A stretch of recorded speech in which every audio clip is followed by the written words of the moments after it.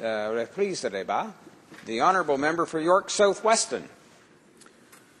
Thank you, Mr. Speaker, and I appreciate this opportunity to speak once again on the Bill C-26, which appears now to be being framed as sort of the victims versus the offenders by the other side. And I'd like to clarify what our party's position is on victims versus offenders. This bill obviously came from our party in the first place. It came from the member from Trinity Spadina, and it was an attempt to turn an offender who was really a victim away from being an offender. So how does that work out? That's where someone who was a victim of a crime, when he attempted to arrest, to stop the person who was committing the crime, himself became an offender, according to the police, because he unreasonably detained someone. And that is what this bill is all about, is to try and regain the balance between victims and offenders. But I'm afraid that we have, and this bill is now one of the very few, I think, in this Parliament to have actual agreement on amendments at committee, where there have been very, very many bills go now through committee where there have been 0 amendments approved by the other side. And that, Mr. Speaker, leads me to comparisons between this bill and other bills which have created victims by the other side, and in which those amendments that we proposed have been outright rejected. I'm of course referring to Bill C-31, which in fact has elements of this bill in it all over the place. People who are fleeing countries where those people are victims of crimes or who have their own personal well-being threatened and are fleeing those countries to come to a safe country are themselves victims. They are the victims of crimes in those countries. They are the victims of persecution. They are victims in any imagined sense of the word. But if they get here in the wrong method, they immediately become an offender, according to this government. If they get here in the wrong way, if they are a victim again of human smuggling, those individuals are imprisoned, and they're considered to be an offender. And I think we need to turn those things around. That's a situation that can't be allowed to stand. Unfortunately, the votes on Monday meant that those bills are now off to the Senate, and perhaps they will become law. But we have a situation in which the other side is accusing this side of being soft on offenders and hard on victims, and the exact opposite is true. We have a situation in which the government has determined that people who are victims are going to be made offenders. And the immigration bill is but one example. That's an example of a bill where the parties actually did work together. And the previous Parliament actually passed a bill that was praised and lauded, that struck a balance between people being victims and being offenders. But now we have a government that is insistent on its ideologically driven anti-immigrant agenda that is now going to treat immigrants as, or potential immigrants who come here by magic, as you will, but because they found a way to get here, that they weren't able to get here any other way, and they are immediately going to be treated as criminals. In addition, those individuals who did everything right, who acted in accordance with the law, who applied to come to Canada years and years ago, are now being treated as criminals because they're having their money given back to them, and they're being told, sorry, we didn't get to your application 10 years ago, and we're never going to get to it, and you have to apply again. Those people, again, are being made into victims by this government, and we are treating people horrendously. I want to talk also about how this bill has a possibility of creating a vigilante system. Now, we are going to support it, but I want to be very, very clear that we do not support anything which takes Canada further into the sort of American mentality of shoot first and ask questions later. We do not agree with that kind of mentality. I was in a high school in my riding last week. In that high school, with a bunch of grade 10 students, so they were 13, 14, 15 years old. I asked them, how many of you own an illegal handgun or know someone who owns an illegal handgun? Half the class put up their hands. And that's not unusual. When I asked them then, why are there all these handguns? Their immediate answer was self-defense. We have to defend ourselves against others in our communities that have handguns. So what is this government doing about this proliferation of handguns that I find in my riding?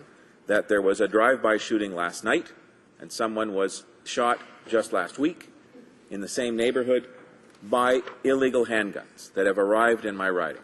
What is this government doing about the proliferation of weapons of destruction, of killing? They are removing border protections. They are laying off border services people, sniffer dogs, who might stop these guns from coming into the country in the first place. So the Conservatives have decided it's better to have guns come in and to... Yeah, order. The honourable member for Selkirk Interlake is rising on a point of order. Mr. Speaker, I've been listening to the member talk on Bill C-26, which is about citizens' arrest, and he's been meandering all over the place, covering all sorts of different legislations and bills, from everything that we were dealing with that's already passed at Bill C-31 on improving the Refugee Act. He talked about that. Now he's on to illegal handguns and border services, and absolutely is not talking about the subject in hand, which is Bill C-26, which is enhancing citizen protection. Thank the honourable member for his intervention. It's true, of course, that the members are encouraged to ensure that their comments are pertinent to the question that's before the House. Of course, members will also know that they're given a great deal of freedom to explore different ideas and eventually bring them back on the subject. I'm sure the honourable member for York South Weston was getting to the point. The honourable member for York South Weston. Well, thank you, Mr. Speaker. And I thought I did mention the point, and the point was that we don't want this bill to become a further direction. We don't want it to take us further towards a shoot first, ask questions later situation. And I was trying to point out that I already have a situation in my riding where, and part of this bill is about self-defense and the definition thereof. And I have a situation in my riding where there are many young people who believe that owning a firearm is a matter of self-defense, who believe that they have the right, and I'm sure that we've heard some members opposite talk about the right to own a firearm in this country. There isn't such a right, but they've said that opposite. And now these children, having heard this, believe it is their right to have a firearm to defend themselves. And that's part of what this bill is about changing the definition of self-defense. And it's in the news, it's there, it's something we can't avoid. We are now facing this explosion of individuals very young individuals who believe that they need to own a handgun. And they get it by illegal means. I'll grant you that because it's not legal. But I was as astonished as I think the members opposite should be to discover that half of the 13, 14, and 15-year-olds in that classroom had handguns or knew somebody who did. That's an astounding number of individuals of that age group. Those same people are now being made victims, and that's part of where this is coming from. This bill starts by making the premise that the person who is being robbed is a victim and should not be the offender. And that is where this is coming from. And what we are trying to establish here, and what I'm trying to point out to this government, is that many of the bills that they have brought forward, in fact, create victims of people who don't need to be made victims of, and that we are trying to protect victims in this country. One of the things we're doing is trying to help pass this law, which actually protects victims. But there are other laws that have come to us that are, in fact, making victims out of ordinary law-abiding people. And we are opposed to that. And it was the parliamentary secretary for the Minister of Finance who, in fact, brought us to that portion of this debate, that brought that portion of the debate about victims versus offenders in the discussions on this act. So, Mr. Speaker, I'd like to close by saying that what we're hoping to do with this law should not become something more than it is. We are hoping to allow individuals to protect their personal property and to hold somebody, but we are not trying to create a system of vigilante justice in this country where individuals believe they have the right to use firearms on other individuals. Thank you, Mr. Speaker. Questions and comments? The honourable member for Fort McMurray, Athabasca. Thank you, Mr. Chair. And I know the member is new to this place, but he did ask a very important question, Mr. Speaker, and that is, he asked, how can we solve this? How can he solve the problem in his riding? And I have a proposal for him. Instead of the NDP voting against the Safe Streets and Communities Act, which brought in tougher sentences for organized drug crimes, that brought in mandatory minimum sentences for violent offenders, that increased penalties for sexual offences against children, and ended house arrest for serious crimes. Instead of voting against those things, Mr. Speaker, where we can actually have an opportunity to put people in jail for committing serious crimes for a certain amount of time and keep them off the streets and keep citizens safe, instead of voting against that and opposing our legislation to keep serious criminals in jail, they should support it, Mr. Speaker. That's how to do that, because it takes years to do it, and he has the opportunity to support our legislation and to keep criminals in jail where they belong. Member for York South Weston. I'm really glad that the member opposite has raised that issue, because I asked those same high school students, aren't they afraid of being incarcerated and with mandatory minimums for the possession of firearms and for other crimes? And the answer I got was what I expected. They don't read the law first before they commit a crime. They don't go off and determine that somebody has suggested that there's a mandatory minimum for growing 6 pot plants, which they were all surprised to learn about. That's not how the criminal system works in Canada. The criminal system works by people who are desperate, doing desperate things, or people who feel they have to defend themselves, doing desperate things. And that is not the kind of Canada that we want to continue. And so if the member opposite suggests that their law that creates mandatory minimums will somehow reduce the number of victims of crime in this country, he's very, very much mistaken.